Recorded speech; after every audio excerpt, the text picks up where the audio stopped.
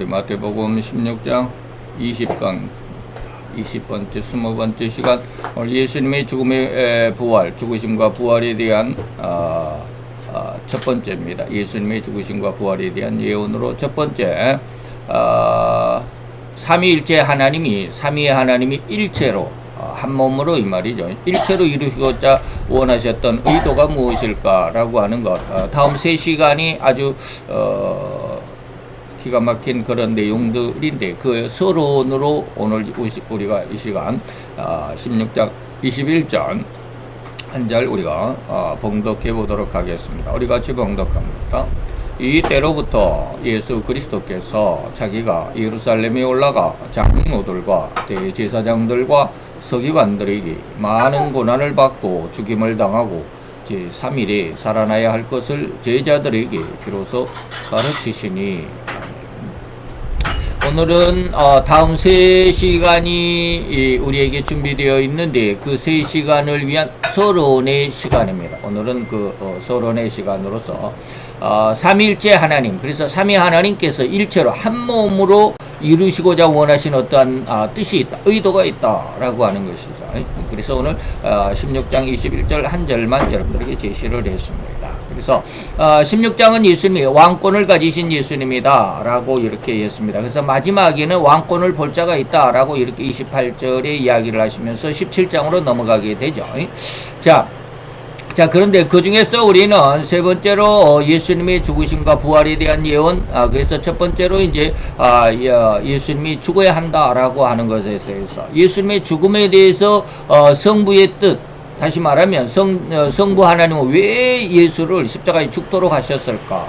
하나님 아버지의 뜻은 뭘까? 그리고 성자는 왜 십자가에 죽어야만 했을까? 그 다음에 성령 하나님에 대해서는 성령은 왜 십자가를 증거해야만 했을까? 라고 하는 이 세 시간이 아주 중요합니다. 그래서 거기에 대한 오늘 우리는 서론적인 시간입니다. 그래서 아주 짧기는 하겠죠.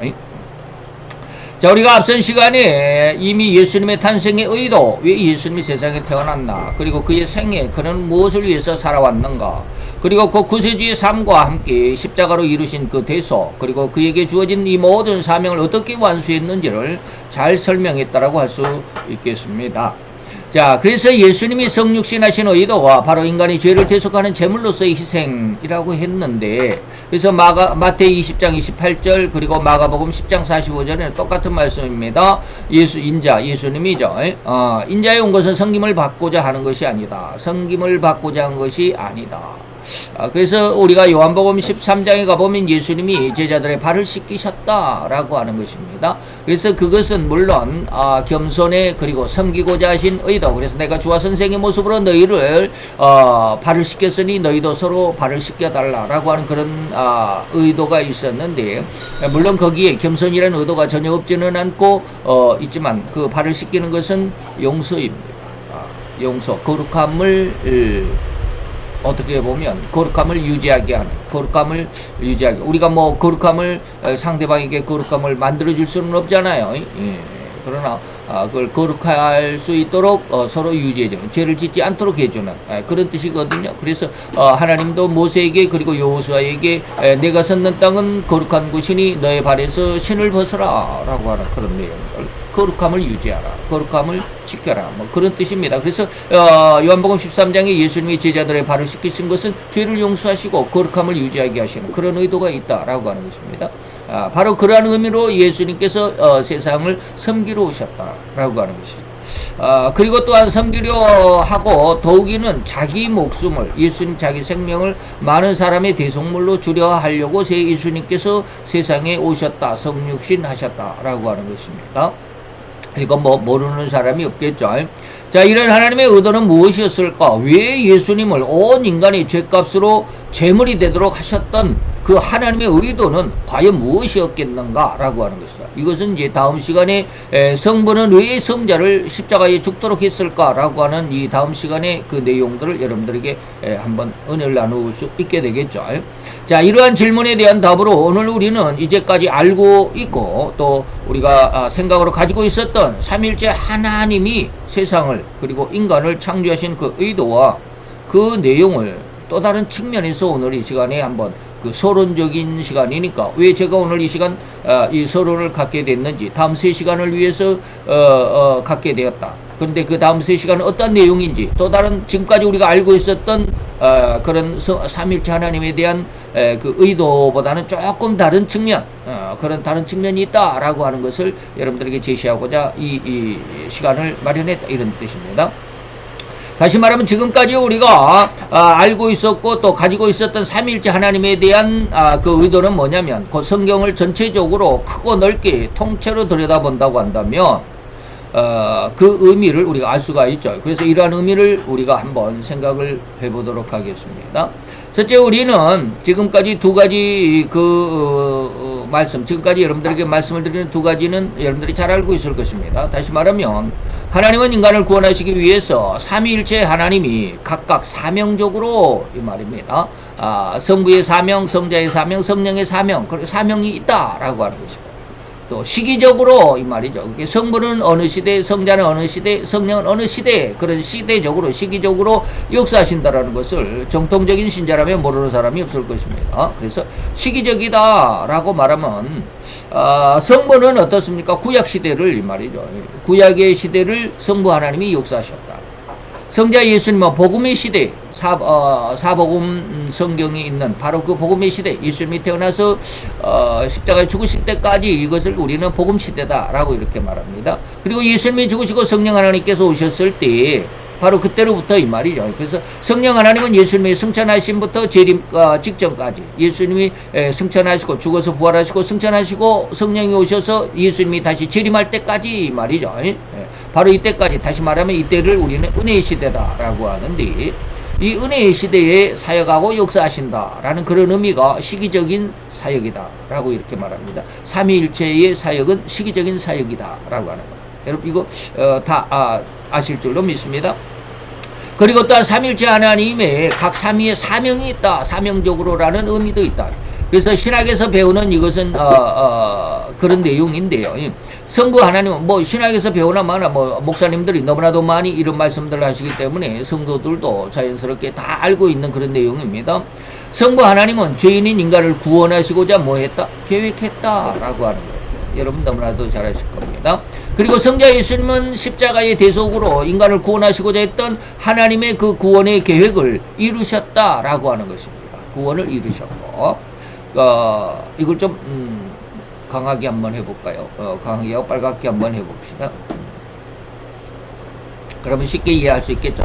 하나님은 구원하시고자 계획했다라고 하는 그런 뜻이고요. 예. 이게 빨간색이 아닙니다. 제가 색깔을 이렇게 해야죠. 예. 구원을 이루셨다라고 하는 거. 그리고 성령 하나님은 또 뭡니까? 예수님이 십자가에서 이루신 그 구원을 각 성도의 마음에 믿음으로 적용하셨다라고 하는 것, 여러분 너무나도 잘 아시죠? 이것이 바로 삼위일체 하나님께서 사명적인 사역을 이루셨다라고 하는 것입니다.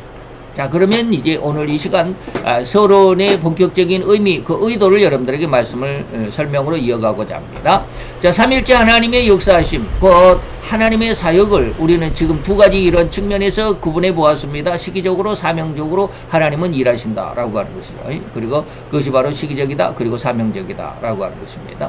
자, 그렇다고 한다면 이러한 사역을 시기적으로 구분할 때, 자, 이 말씀을 여러분들이 잘 이해할 수 있을 것입니다. 시기적으로라고 하는 것을 이제 구분했을 때, 구약의 시대다라고 하면 이제 칼로 물을 베듯이 말이죠. 완벽하게 구분이 되었는가? 다시 말하면 구분은 되는데 그 속에 역사하신 하나님의 그 사명적인 사역도 이 말이죠. 시기적으로는 칼로 물을 베듯이 이렇게 완전히 딱 자를 수 있죠. 그런데 사역적으로, 사명적으로는 우리가 다시 한번 생각해 볼 필요가 있습니다. 그래서 즉 구약의 시대는 꼭 성부 하나님만 역사하셨을까? 사명적으로 보면 구약의 시대는 성부 하나님의 시대라고 그러니까, 그러면 성부 하나님만 하셨을까? 복음의 시대에는 성자 예수님만 역사하시고, 그리고 다른 두 분 하나님, 성령과 성부는 그저 구경하듯이 나타나지 않으셨을까 하는 의문점을 우리가 알아보고자 한다라고 하는 것입니다. 자, 이런 의도에서 사명적인 사역조차도 우리가 다시 한번 생각해 볼 수 있어야 하겠다. 그 성부 하나님의 시대를 할지라도, 다시 말하면 구약의 시대를 할지라도 다른 두 분 하나님, 그 성자 예수님이나 성령 하나님은 그저 구경만 하셨느냐? 아니다 라고 하는 것 여러분 잘 아시죠? 다른 두 분 하나님도 각지 사역하셨습니다. 같이 사역했습니다. 그러나 이 구약의 시대에는 성부 하나님이 주체자가 되신다. 주체다 이 말입니다. 그래서 구약의 시대는 성부 하나님이 주체이시지만 성자도 성령도 같이 역사하신. 그래서 성자 예수님도 많이 나타나셨죠. 특히 우리가 잘 아는 삼손이 세상에 태어날 때 마노아에게 나타났던 삼손의 어머니 마노아에게 나타났던 그 천사가 예수님을 대신한 대리천사입니다. 곧 예수님이다 라고 이렇게 말할 수도 있습니다. 직접적으로 예수님이 천사로 나타난 것은 아니지만 대리천사다라고 우리가 이렇게 생각을 하고 있는데 그게 예수님 자체다 라고 이렇게 말할 수도 있습니다. 다시 말하면 또 다른 말로 하면 말이죠. 창세기 1장 1, 2절에 하나님께서 세상을 창조하실 때는 요한복음 1장으로 요한복음 1장 1절로 3절까지 성자 예수님께서 말씀으로 세상을 창조하셨다라고 하는 것과 일치한다라고 하는 것입니다. 제가 늘 말씀드리는 겁니다. 이것이 바로 하나님의 유기적인 관계, 아주 긴밀하게 연관되어 사역하신다라는 의미를 알게 하는 부분입니다. 그래서 창세기 1장 1절로 3절에 보면 태초에 하나님이, 다시 말하면 성부 하나님이 천지를 창조하실 때 창조를 하실 때 말씀으로 창조하셨다라고 요한복음에는 기록을 하시죠. 그래서 이 말씀은 누구다? 예수님이시다. 그런데 이때 하나님의 신은 뭐요? 성령 하나님이시죠. 수면에 운행했다. 성령 하나님도 역사하셨다. 라고 하는 것입니다. 그래서 성부, 성자, 성령이 같이 세상을 창조하셨고 구약의 시대를 할지라도 같이 역사하셨다라는 것 여러분들에게 말씀드리고자 했다 이 말입니다. 그래서 세상을 창조하실 때 성부 하나님만이 창조 사역을 진행하신 것이 아니라 그 창조 사역에는 성자 예수님도 그리고 성령 하나님도 함께 사역했다라는 명백한 증거를 여러분들에게 제시한 것입니다. 그래서 창세기 1장과 요한복음 1장을 여러분들에게 제시했다. 그러나 구약의 시대에 주체자는 성부 하나님이셨다라는 것 알고 계신 분들도 많을 겁니다. 그리고 또 복음 시대에도 역시 그렇습니다. 복음 시대에도 복음 시대라고 해가지고 반드시 말씀인 성자 예수님만 사역하신 것이 아니죠.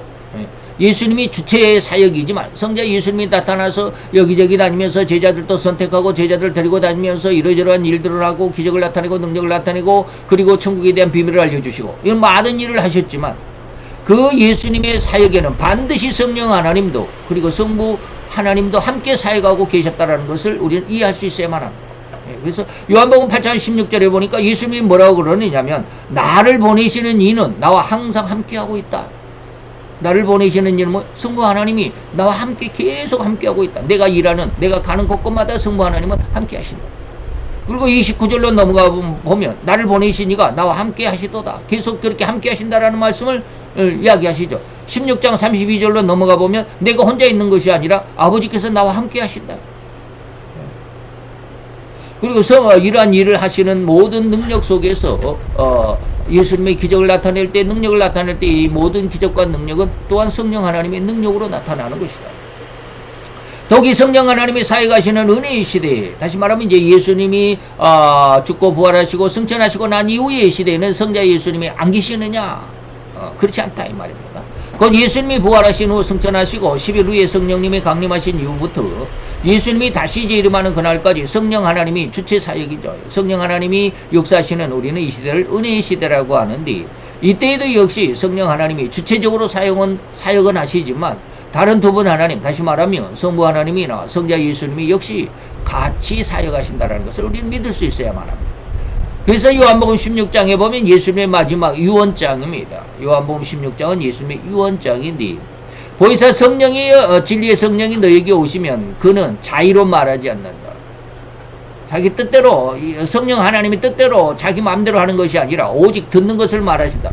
뭘 들었어요? 예수님이 세상에서 세상에 대해서 제자들에 대해서 이런저런 많은 천국의 비밀들을 이야기해 주셨을 때 너희가 듣는 것 그것은 뭐요? 예수님이 말씀하신 것 이 말입니다.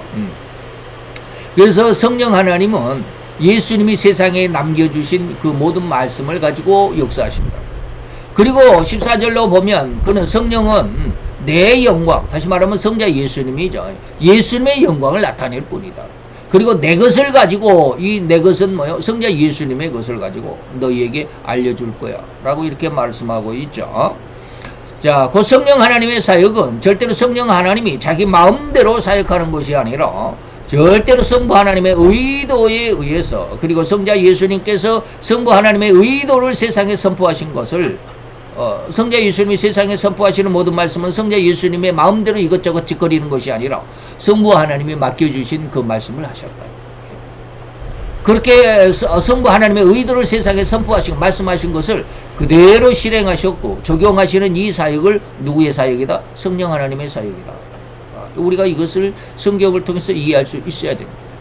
근데 이게 정신 차리고 읽지 않으면 그것을 찾아내기란 쉬운 것이 아니죠. 우리가 계란을 어떻게 세우느냐, 콜럼버스가 그거 내기를 할 때 다른 사람들은 세우지 못했죠. 근데 콜럼버스는 거기다가 소금을 한 주금 넣고 소금 위에다 넣고 딱 세우고는 소금을 살살살살 걷어내고 입으로 훅 불어가지고 소금을 딱 걷어내고 나니까 계란이 섰더라. 이걸 보고 다른 사람들이 처음에는 세우지 못한 사람, 야 그렇게 하면 누가 못해 라고 이렇게 이야기합니다. 답은 있으되 찾아내지를 못해요. 성경이 이렇게 말씀하고 있지만 웬만한 집중력이나 어느 정도의 성경을 읽지 않으면 이런 것을 찾아내기가 힘들다라는 것이죠. 그러나 이제 여러분들에게 이렇게 말씀을 드리면 여러분들 다 이해할 수 있을 것이었습니다. 자, 이렇게 삼위 하나님이 절대로 일체로 이 말이죠. 성부는 따로 일하고 성자는 따로 일하고 성령은 따로 일하는 것 같지만 그 세 하나님의 사역은 하나더라 이 말입니다. 일체더라 이 말입니다. 그렇게 일체를 이루시면서도 각기 특색을 드러내시면서 사역하시는데 이러한 각 위의 특성적인 사역일지라도 이는 절대로 하나의 목적을 위해서 또한 하나의 목적을 향하여서 사역에 간다라는 그런 의미로 특정 지어도 될 것입니다. 하나의 목적이 있고 그 하나님의 목적을 향해서 이 말입니다. 여러분들이 충분히 이해할 수 있는 말씀입니다. 그래서 그러한 의도를 찾아보려는 시간이 오늘 다시 말하면 백학용 목사의 의도가 지금 이 시간에 서론으로 여러분들에게 말씀드리고 앞으로 성부 하나님의 집중적인 중심으로 해서 왜 성부는 성자를 십자가에 죽여야만 했을까? 그 성부의 마음은 뭘까? 성자는 왜 십자가에 죽어야만 했을까? 성자가 십자가에 죽어야만 했던 그 마음은, 그리고 성령 하나님은 왜 십자가만을 증거해야만 했을까? 그런 의도, 그것을 가지고 여러분들에게 제가 지금 3시간을 준비를 했습니다. 그래서 저의 의도가 그렇게 들어있다. 앞으로 3시간이 바로 그런 내용이다라고 하는 것입니다. 그 성부 하나님이 계획했다라고 하는 이 의미는 구원을 계획했다 그랬죠. 곧 인간을 구원하시고자 하시는 가장 사랑이 핵심이다라고 여러분들에게 늘 말씀을 드렸습니다. 생명이다, 사랑이다라고 하는. 그리고 그것이 바로 틀리지 않을 것이고 그리고 가장 올바른 해석입니다. 또한 성자 예수님은 성부의 계획대로 인간을 구원하시는 일을 절대적으로 완벽하고 그리고 단 한 번에 이루시는 중요한 사역이라고만 해야 할 것입니다. 더욱이 성령 하나님은 이런 성부 하나님의 계획 그리고 성자 예수님의 이루신 십자가의 사역을 성도의 심성에 절대적인 신앙으로 각인시키는 이른바 적용하시는 사역이 또한 너무도 중요한 사역임을 의식하고 믿음으로 받아들일 때 진실로 우리는 삼위 하나님의 가장 큰 관심 그리고 가장 심혈을 기울인 그 사역이 바로 인간을 구원하는 생명이고 사랑이라는 것을 알게 될 것이다. 자, 이러한 의도를 가지고 우리는 앞으로 이 3시간, 다시 말하면 성부 하나님이 예수님의 죽음을 계획하신 사역, 성자 예수님이 십자가로 이 하나님의 계획을 직접 실행하시는 죽음의 사역, 그리고 성령 하나님께서는 그렇게 죽음으로 생명을 주신 예수님의 은혜를 각 성도들에게 직접 적용하시는 이 은혜의 시간들을 가지고 성경적인 그리고 신학적인 은혜와 해석을 바탕으로 이제는 성경을 전체적으로 통째로 들여다보면서 삼위일체 하나님이 각 위가 이 말이죠. 각 위가 인간에게 세상을 정복하고 통치하고 다스리고 그러죠. 번성하여 땅에 충만하게 하시고자 하셨던 그 의도의 줄기를 찾아가 보도록 하겠습니다. 이러한 삼위일체 하나님의 사역을 저는 과정적인 사역이다 라고 이렇게 이름을 붙였습니다. 물론 다 아는 것이지만 아까도 말씀을 드렸습니다. 콜럼버스의 달걀을 세우는 것 다 아는 것이지만 아직은 정리가 안 돼 있는 그런 상황 속에서 제가 이제 과정적이다라는 이러한 이름을 붙여가지고 앞으로 3시간을 여러분들과 함께 할 것입니다. 여러분들이 앞으로 3시간 기대를 해주시고 뭐 다 아는 이야기고 뭐 또 반복하느냐라고 하는 것처럼 그러나 콜럼버스의 계란을 세운 것처럼 여러분들이 알고 있었던 것을 정리해드리는 그런 시간으로서 새로운 조금 더 다른 측면 이렇게 이야기하니까 갑자기 이거 생각이 나네요. 지금 제가 계속해서 성지가 좋다라고 하는 C 채널이 있습니다. 뭐 우리는 기독교 방송이 뭐 CBS 있고 CTS 있고 CGN 있고 막 이렇게 C자가 붙은 그런 기독교 방송이 많아요. 그 중에 C 채널이라고 하는 곳에 성지가 좋다라고 하는 그 채널이 있는데 거기에 보면 이스라엘에서 30년간 지금 살고 계십니다. 그리고 히브리 대학의 정치학 교수이면서 목사님이신 이강근 박사님이 계십니다. 정치학 박사죠. 네, 그분이 지난 2년 전에 2023년 사순절을 맞이해가지고 예수님의 행적을 따라서 그 다음에 사도 바울의 행적을 따라서 사도 바울 1차, 2차, 3차, 4차 뭐 이러한 행적을 따라서 저기 그냥 뭐 티리키어가 아니라 티리키에 터키라고 그랬죠. 티리키에 뭐 그리스 그 다음에 뭐 그 위에 어딥니까 시리아 뭐 이런데 밑으로는 그 애굽 이집트죠. 이집트 그 다음에 사우디 저 오른쪽으로는 요르단 이런 데까지 전부 다 다니면서 그 성지가 좋다라는 이런 거 하는 걸 이렇게 쭉 보는데 그 뭐라고 그래야 돼? 이거 뭐 충격이라고 해야 될지 충격이라는 말은 좀 가당치 않는데 지금까지 성지 순례를 하는 사람들이 예수님의 무덤교회가 있습니다. 성묘교회라고 그러죠.